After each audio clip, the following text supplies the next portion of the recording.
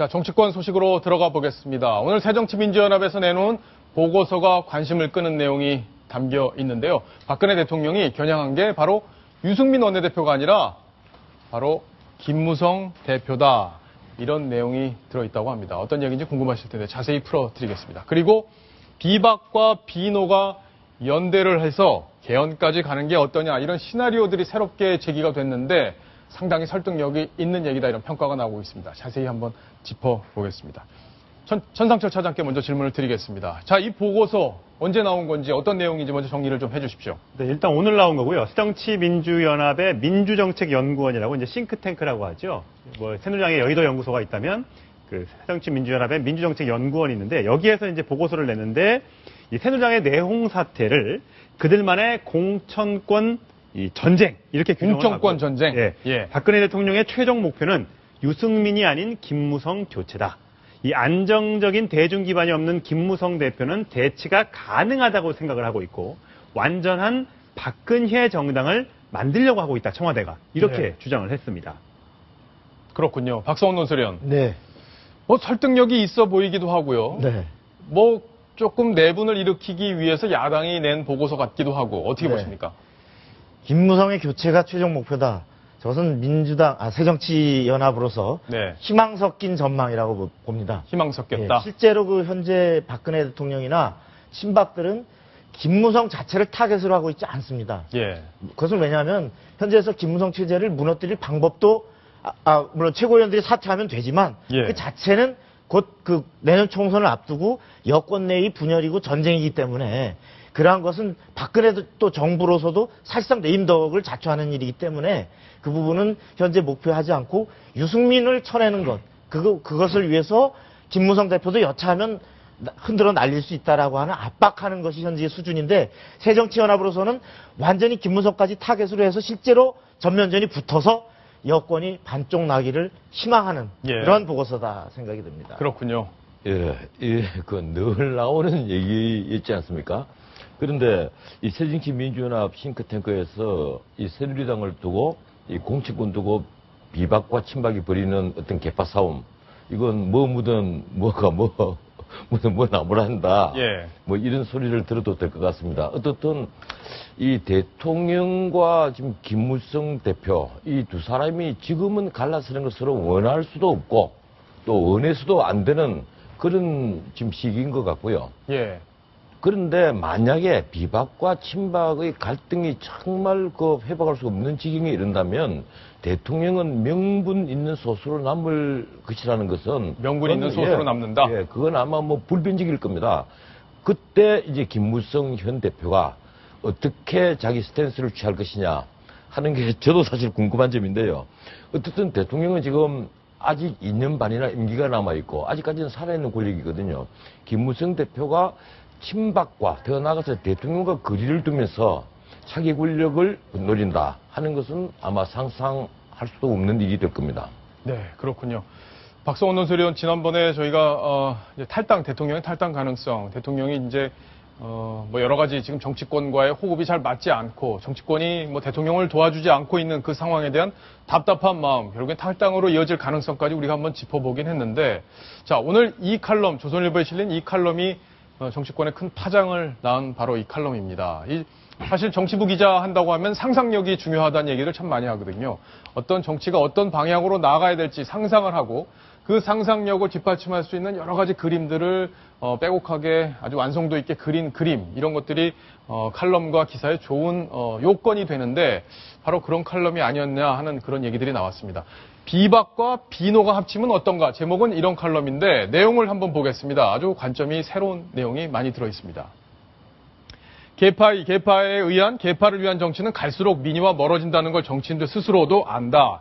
그런데도 한 지붕 밑에서 두 살림하는 걸 마다하지 않는 이유는 지역주의에 기대야 쉽게 승리할 수 있는 선거제도, 대선에서 승자가 통치권을 독식하되 패자도 제1야당의 권력을 차지할 수 있는 정치 구조 때문이다. 이렇게 지적을 했습니다. 자, 박성원 논설위원, 네. 어떻습니까? 일단 비박과 비노가 합치면 어떠냐라는 전제하에 이런 의견들을 폈는데 네. 이게 다른 신문사에서 쓴 뭐 칼럼이긴 하지만 좀 논평을 좀 해주셔야겠습니다. 뭐 나름대로 그 상상력이 뭐 나름대로 참 괜찮다고 생각이 들지만 예. 현실성은 높지 않다. 네. 그렇게 봅니다. 왜냐하면 지금 선제적으로 야당에서 이른바 친노 패권주의와 대립하는 호남 세력이 분리되는, 그리고 또 더 구체적으로 얘기하면 DJ 세력과 친노 세력이 분리되는 이러한 그 정계 개편 가능성은 충분히 있습니다. 예. 그런데 그러니까 여당과 야당이 다 개파 갈등이 있기 때문에 있죠. 있는데 예. 야권에서는 그런 분당의 요인이 있어요. 네. 그런데 비노들이 떨어져 나올 가능성은 있죠. 그러나 여권에서는 아까 말씀드린 이유 때문에 여권은 기본적으로 현재 그 두 세력의 이념적 스펙트럼이 아까 친노와 비노의 차이만큼 간극이 크지 않습니다. 예. 그 내에 여러 개의 그 중도적 성향들이 섞여는 있지만 그것이 어떤 이념을 중심으로 지금 친박과 비박은 어떤 이념을 경계선으로 갈라져 있는 것이 전혀 아닙니다. 네. 그렇기 때문에 또한 여권은 지금까지 과거의 그 공화당 창당 이외에는 여권 주류가 별도의 당을 그 멀쩡한 당을 깨고서 당을 만들어 본 적이 없습니다. 예. 그 자체가 얼마나 힘든 일이라는 걸 알기 때문입니다. 그렇기 때문에 여권은 갈라질 요인이 많지 않다. 따라서 비박과 비노가 합치기는 현실적으로 어려운데 딱 하나, 가정이 되려면 딱 하나 있습니다. 가능성은 아주 희박하지만 예. 박근혜 대통령이 아까 얘기한 희박한 가능성에서 만약에 분당을 감행했다. 박근혜 대통령이 현재 당을 깨고 나 유승민 저런 애들은 못하겠다라고 당 깨고 나간다 그러면 그 남아있는 비노들은 바로 박근혜 대통령이 명분 없는 패권주의 탈당을 했다. 바로 1인 박근혜 정당을 만들기 위해서 원칙에 어긋나는 탈당을 했다라고 하면서 분당을 했다라고 하면서 패권주의를 공격하는 그러한 걸로 자구책을 구할 것이고 예. 그 대목에서 바로 비노들과 하나의 패권주의 청산이라고 하는 데에서 하나로 합쳐질 예. 가능성이 적지만 있습니다. 네, 적지만 있다. 자, 그럼 내용들을 좀 하나하나 짚어볼 필요가 있는데, 자, 이게 친박이 우, 비박과 비노가 중도, 그리고 친노가 좌가 될 것이다. 그러니까 이념적으로 좀 다른 성향을 가지게 될 거고, 결국엔 중도에 있는 이 두 세력이 연합을 하면 어떻겠느냐. 이념적 정체성도 비슷하고, 또 특히 영호남 지역주의를 완화할 수 있는 장점이 있다. 이렇게 이 칼럼은 지적을 했는데요. 이 이념적 스펙트럼이 어떻게 되는지 한번 볼 필요가 있겠습니다. 전원책 변호사님. 예, 실제로 보면은 아까 박성훈 논설위원은 새누리당 내에는 이념적 스펙트럼이 거의 비슷하지 않느냐 이렇게 이제 진단을 했는데 어떻게 보십니까? 스펙트럼이 비슷하다고 할 수가 없고요. 예, 예, 제가 굳이 말씀을 드리자면 새누리당은 이념과 철학과는 별로 상관없이 그 개파가 형성이 되어 있다. 친이계, 친박계가 이제 그렇게 보이는데 예, 사실 이게 우리 정당이 아직도 후진적 민주주의를 하고 있다는 것이 이념과 정책으로 뭉쳐 있는 게 아니거든요. 그 제가 늘 얘기합니다만은 친노와 비노는 완전히 생각이 다르고 예, 정치하는 방식이 다른 집단입니다. 친노는 굳이 따지자면 미국 민주당 좌파 정도 범자유주의 그룹에 속하고 비노는요. 예, 그리고 친노는 사회민주주의 그룹에 거의 가까운 집단주의 생각에 젖어 있는 사람들이거든요. 386, 486들이. 예, 그런 것이고.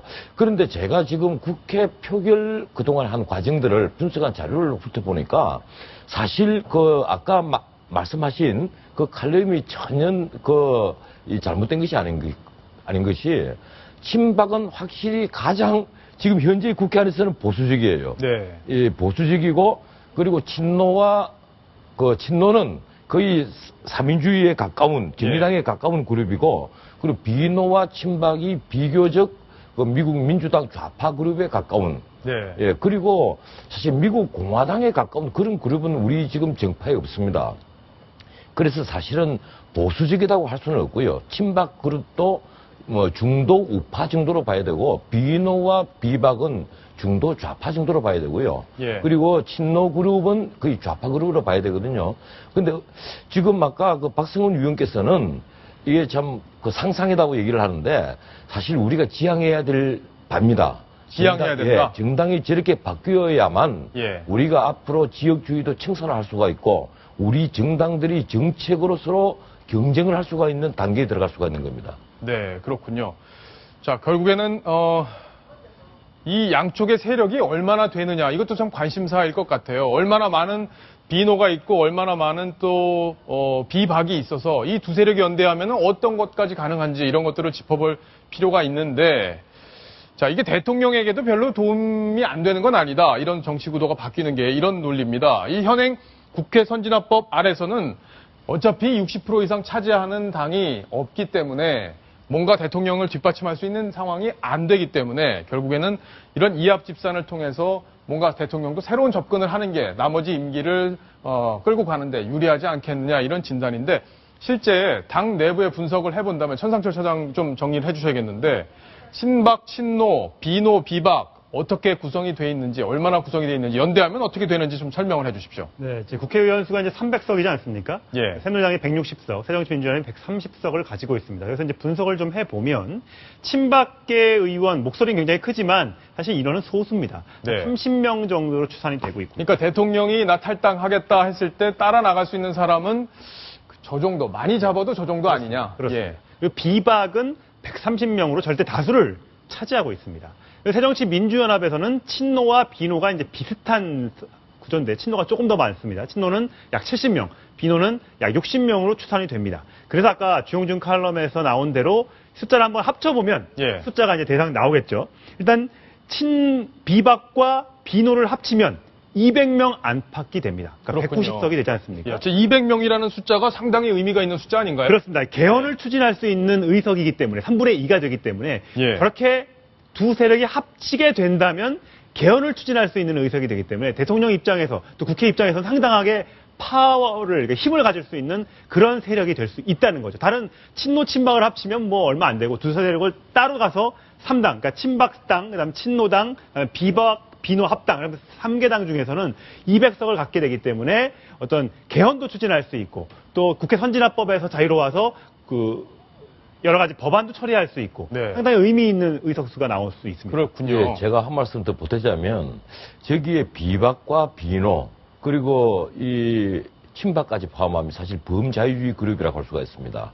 그리고 친노는요, 이 범집단주의 그룹이라고 봐야 되고 그런데 묘하게 이게 비박과 비노에서 개헌을 주장하는 분들을 보면 하나같이 이원 집정부제를 말씀을 하시는 거예요.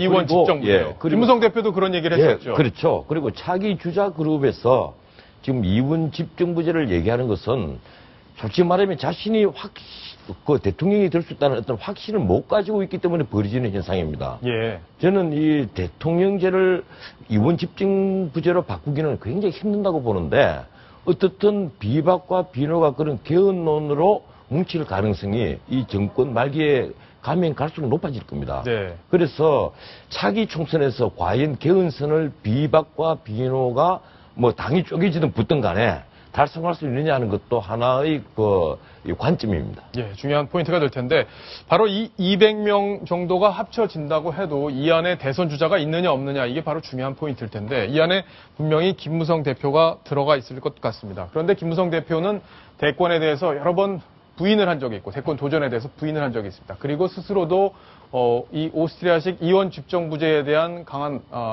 호감 이런 것들을 밝힌 적이 있는데 개헌 발언까지 했었죠. 그 이야기들 저희가 영상으로 묶어봤습니다.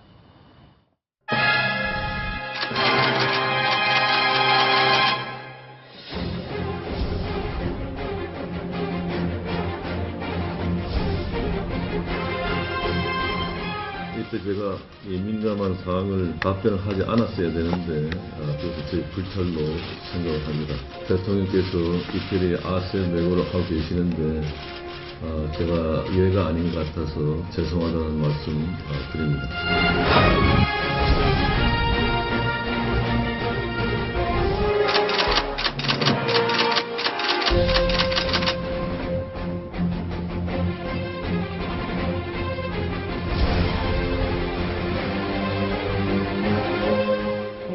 갖고 계신 개헌에 대한 이야기를 어제 하셨다고 들었는데요. 개헌의 논리에 대해서 이야기한 것이지 뭐 다른 이야기는 있으면 할 일이 없습니다.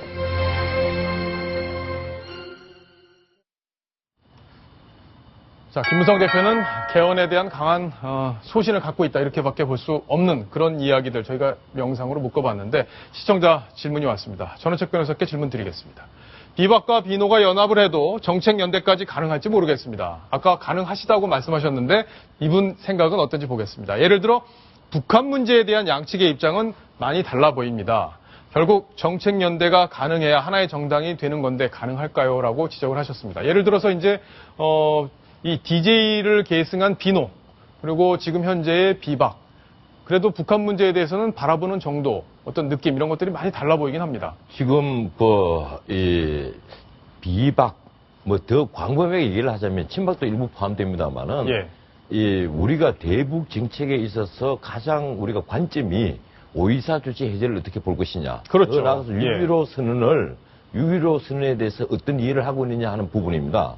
그런데 그런 점에서 보면 사실은 비박과 비노가 크게 상이한 점이 없어요. 아, 그래요? 예, 예컨대 지금 국회의장을 하고 있는 정의화 의원은 과거부터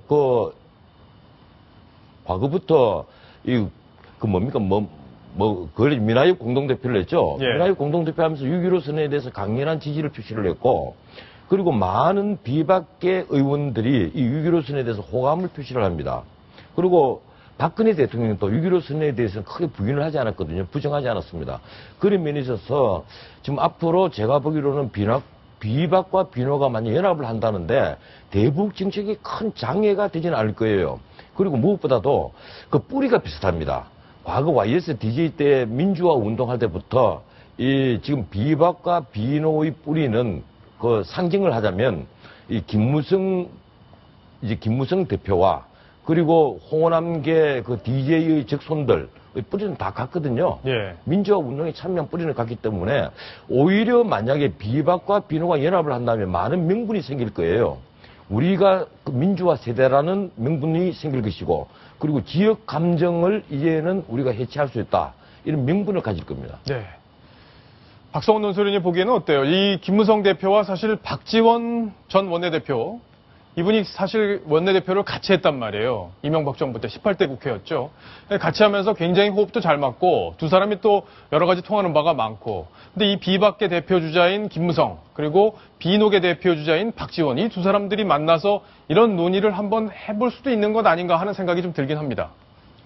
그 박근혜 대통령이라는 현직 권력, 예. 현재 권력에 말하자면 압제에 눌려서 길을 펴지 못할 때는 저러한 그 비박 친박 연대 논의가 상당히 뭐랄까 매력을 가질 수 있습니다.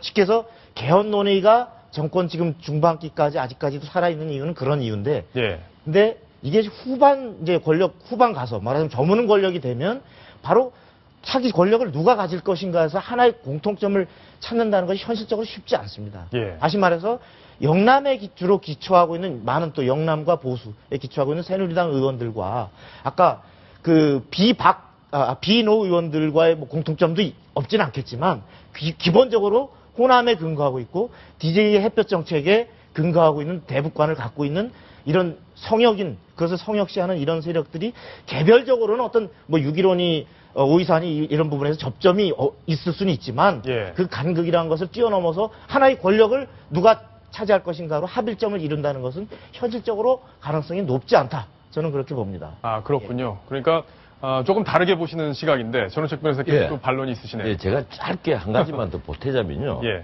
지금 우리가 이런 논의를 하는 것이 사실은 희망상일 수밖에 없는 것이 우리나라는 양당 체제가 비교적 굳건한 나라입니다. 거기에다가 이 양당 체제가 호남과 영남이라는 지역을 기반으로 하고 있거든요. 더군다나 이것이 이제 개헌론하고 맞물린다면 우리가 사실 말이 개헌론이지 통치 구조를 바꾸는 데는 쉽게 합의할 수 있을지 모르겠습니다. 뭐 이군 집정무제를 한다라든지 내각제를 한다라든지 쉽게 합의할 수 있을지 모르겠습니다만은 이 기본권 조항이라든가 영토 조항이라든가 또 하나 이 경제적 자유를 어떻게 규정할 것이냐 하는 문제에 들어가면 이념 간에 굉장히 큰 충돌이 벌어질 것이고 예. 이건 걷잡을 수 없는 어떤 큰 분란의 소지가 되어 버릴 가능성이 매우 높습니다. 그래서 저는 개헌론하고 이게 맞물렸을 때 쉽게 이것이 어떻게 타결이 되고 쉽게 손을 맞잡을 그런 문제는 아니라고 봅니다. 예. 아마 이 여당과 야당 다 양쪽에서 계파 갈등이 이렇게 심해지고 국민들의 피로감이 지금 어느 때보다 커지고 있습니다. 그래서 정치 이 체질 자체를 개선해야 된다. 그리고 정치 구조의 근본적인 문제를 우리가 한번 돌아봐야 되지 않느냐. 이런 문제의식 때문에 여러 가지 시나리오들이 나오고 있고 그 가운데 하나가 비노와 비박이 연대하는 가능성을 지금 거론해 보는 건 아닌가 이렇게 생각을 해볼 수밖에 없는 상황인데요. 김한길 전 대표가 어제 의미 있는 이야기를 했습니다. 우리 양당 체제에 대한 어떤 회의 이 부분을 언급했는데요. 직접 목소리를 한번 들어보시겠습니다. 진영 논리에 갇혀서 싸움만 일삼는 양당 중심 정치는 이제 그 수명이 다 해가고 있는 것이 아닌가 하는 생각도 듭니다. 양당 중심 정치에서의 양당은 적대적 공생 관계에 있다는 지적을 받기도 합니다. 대화와 타협으로 합의점을 찾아가는 생산적인 정치를 위해서라도 오늘의 이 자리는 대단히 소중하다라고 생각합니다. 김한길 의원의 지적이 상당히 공감이 가는 부분이 있습니다. 양당에서 양당 체계가 자리를 잡아 있는 상황에서는 대결 구도밖에 안 나오지 않느냐. 좀 다당제로 변형이 되면서 새로운 대화 타협의 어떤 그런 기폭제가 마련이 돼야 되는 것 아니냐. 이 정치 구조에 변화가 필요한 것 아니냐. 바로 이런 지적인데요. 박성훈 논설위원 어떻게 들으셨습니까? 저는 양당 체제 자체가 문제가 아니고 예. 지역 패권주의에 기생해온 양당 체제가 문제라는 겁니다. 예. 지금 서구에서도 보면 미국에서 양당 체제지만 그 자체가 문제라는 지적을 별로 하는 사람은 많지 않은데 문제는 현재의 지금 여권은 바로 박근혜 대통령이 영남에 확고한 패권을 갖고 있어서 거기서 어떤 다른 목소리가 용납이 된다 안 된다. 예. 지금 이거 갖고 시끄러운 거고 지금 또 새정치연합은 친노들이 어떤 패권주의를 하면서 호남을 과거에 이용했다가 버렸다 뭐 이런 논란으로 어떤 당이 쪼개질 이런 상황이기 때문에 예. 어떤 그런 지역주의에 기생하는 이 체제를 깨트릴 필요는 분명히 있다.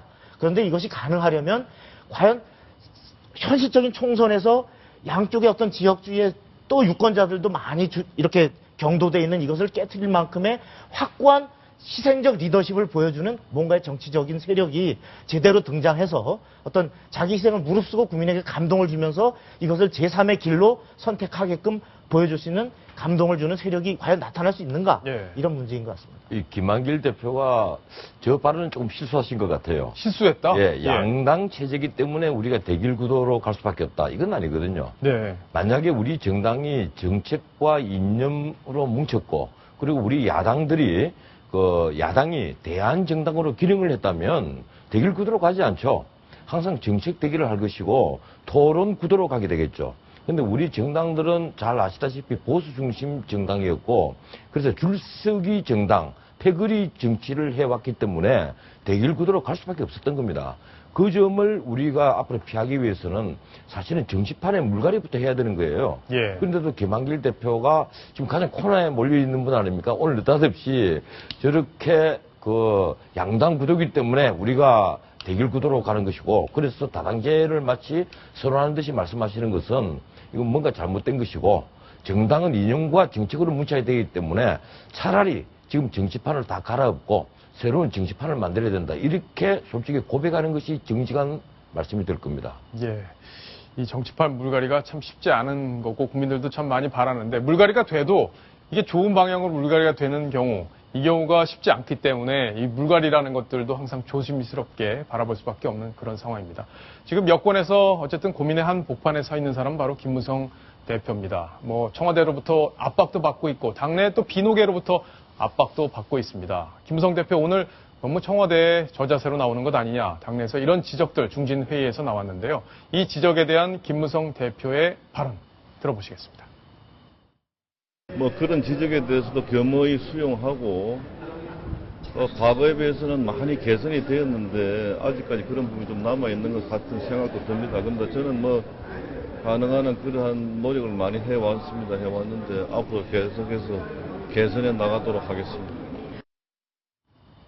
그 개선해 나가겠다고 하면은 청와대와 더 각을 좀 세우겠다 이런 건가요? 손상추 차장 반응이 어땠어요 오늘 기자들 사이에서? 그런 얘기는 아니겠죠. 예. 김무성 대표가 오늘 원래 대통령과의 행사가 같이 있었거든요. 오늘 오후 3시에 올림픽공원 체조경기장에서 대통령 행사에, 민주평통 행사에 참석할 예정이었는데 안 갔습니다. 이제 거기에 대해서 이제 기자들이 또 왜 안 갔냐 또 이렇게 막 묻지 않겠습니까? 원래 항상 가는 예. 행사인데 안 가니까. 그랬더니 이제 그동안 대통령 참석 행사에 여러 번 갔었는데 이게 가봐야 대화할 거의 시간이 없더라. 그냥 앉아서 그냥 있다가 오는 거랬는데 예. 그래서 지금 상황이 당이 시끄러운 상황에서 가는 건 아닌 것 같다 해서 안 갔다고 얘기를 했거든요. 근데 이제 아무래도 친박 비박이 싸우고 있고 또 대통령이 또 한마디 했던 그런 어떤 미묘한 그런 당내 복잡한 상황 때문에 안 간 것이 아니냐 이런 생각을 낳고 있습니다. 오늘 김무성 대표가 또 최고중진 연석회의에도 나갔었는데 그걸 또 비공개로 했거든요. 그동안 계속 수요일마다 공개를 해왔던 행사를 비공개를 한 것에 대해서도 왜 비공개하느냐, 또 비박들은 또 다 들고 일어났거든요. 아무래도 최고직무연석회의에는 친박보다는 비박이 훨씬 더 많습니다. 그렇죠. 4선 이상급 중진 의원들이 많은데 예, 이재호 의원도 오늘 뭐 쓴소리를 많이 했더라고요. 한마디 했죠. 또 이재호 의원이 이런 얘기를 사당 얘기를 했는데 자기와 같은 생각만 하는 사람만 있고 다른 사람은 나가라고 하면 이해할 수 없다. 그것은 사당이 되는 것이다. 예. 우리는 민주정당이다. 민주정당의 길을 가야지 사당화의 길을 가면 안 된다. 이렇게 또 직격탄을 날렸거든요. 그렇군요. 김무성 대표는 잘 듣겠다. 뭐 쓴소리 겸허하게 수용하겠다. 이제 이런 예. 얘기를 했는데 사실 이재호 의원도 사실 그래요. 과거에 세종시 수종안 가지고 친이계와 이 친박이 굉장히 싸웠던 적이 있잖아요. 충돌이 있었죠. 5년 전에. 예. 그때 이재호 의원이 뭐라고 했냐면요. 성공한 대통령을 만드는 게 내 존재의 가치다. 뭐 이렇게 얘기를 했고 이 대통령의 성공을 위해 일하는 것이 국회의원과 장관의 할 일이다. 이렇게 또 얘기를 했어요. 예. 당청은 한 몸이다. 그때 자기는 또 그렇게 얘기를 했었어요. 원래 정치인들은요, 과거 발언 보면 안 돼요. 과거 발언 보면 다 입장이 바뀝니다. 이렇게 예. 보면 참 정치라는 게 참 얄궂다라는 또 생각이 좀 듭니다. 그러게요. 뭐 사실 새누리당이라는 게 여당 아닙니까? 여당. 네. 청와대와 호흡을 잘 맞춰서 국정을 운영해야 되는 과제가 있는 것도 사실인데 너무 나간 발언들은 또 조금 조절을 해야 되겠다 이런 생각도 좀 들긴 합니다. 오늘 중진회에서 여러 가지 발언들이 쏟아졌었는데 천상철 차장이 조금 전에 사실은 뒷순서에 있었던 이 평통회의에 김무성 대표가 가지 않았던 그 장면 거론을 해주셨는데 먼저 그럼 그 영상부터 보고 가겠습니다. 1층이나 다른 위생에 바꾸고 뭐 하는 거지. 무슨 의중이신지. 아니 민주평통 지금 그 수천 명 모인 자리 가가지고 가만 앉아 있다가 오는 건 지금 한가한 상황이 아니기 때문에. 그 자리에서 대통령이랑 아이고 그런 말 하지 마. 예, 중요한 얘기하면 꼭 그런 말 하지 마라 이렇게 얘기를 하시던데 박성원 논설위원 아무래도 예. 가면은 대통령 얼굴 보기가 지금은 좀 민망한 상황 아닌가 이렇게 기자들은 좀 보고 있는 상황인 것 같습니다. 그렇죠. 지금 박근혜 대통령은 나 저 유승민 원내대표하고 같이 일 못하겠어요 라고 해놨는데 예. 이 상황에 대해서 정리되지 않은 상황에서 대표가 갔을 때 그 눈초리가 아무래도 싸느라고 그러면 또 언론에 딱 사진 나올 때 뭐 냉랭 뭐 나올 거 아닙니까? 그 부담스러우니까 피한 것 같습니다. 예, 예, 제가 그 보기에 김무성 대표는 지금 진퇴양난에다가 진퇴양난. 예, 그리고 자업자득입니다. 자업자득. 예, 이 김무성 대표가 유승민 원내대표를 배신자로 낙인 찍지 말고 명예로운 퇴진을 시켜야 된다. 아마 이런 취지일 것이라고 언론들이 다 짐작들을 하고 있는데 그러면서 한편 김무성 대표는 박근혜 대통령의 품을 떠날 수 없는 사람이 되어 있습니다.